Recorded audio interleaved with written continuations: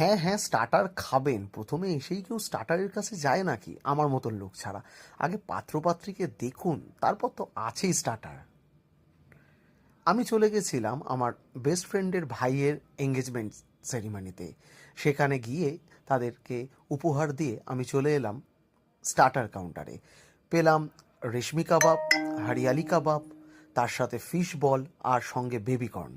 সেটা খেয়ে একটু কোল্ড ড্রিঙ্কস খেয়ে মোটামুটি একটু হজম করে নিলাম। প্রত্যেকটা খাবারের স্বাদ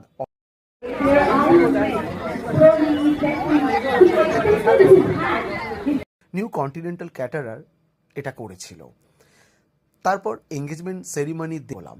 সেখানে প্রথমেই প্লেটটা নিয়ে ভালো করে দেখে নিলাম যে কি কি খাবার আছে। প্রথমেই দেখলাম বেশ কটা স্যালাড, যেগুলো আমি মোটামুটি খাই না। সেটা খাওয়ার পর নর্মালি যেটা ট্র্যাডিশনাল শসা, পেঁয়াজ, গাজর, এগুলো নিয়ে এগোলাম পরবর্তী জায়গায়।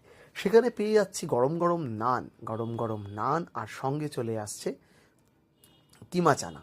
কিমা চানা আর নানটা খেয়ে মোটামুটি নেক্সট পরের একটা ট্র্যাডিশনাল যেটা আইটেম, সেটা হচ্ছে ফিশ ফ্রাই, যেটা অসাধারণ খেতে ছিল, জাস্ট অসাধারণ।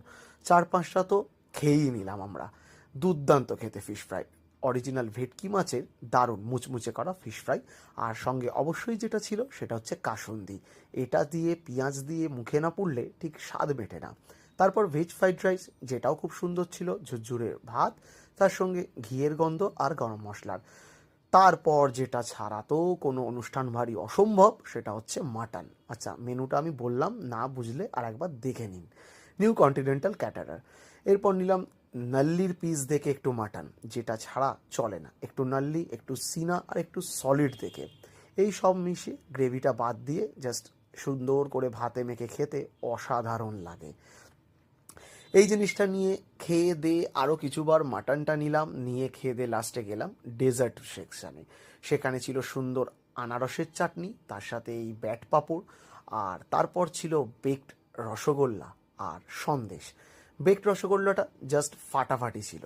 আর লাস্টে পান খেয়ে শেষ করলাম আমাদের এঙ্গেজমেন্ট পর্ব। এরপর আশীর্বাদ করে বাড়ি।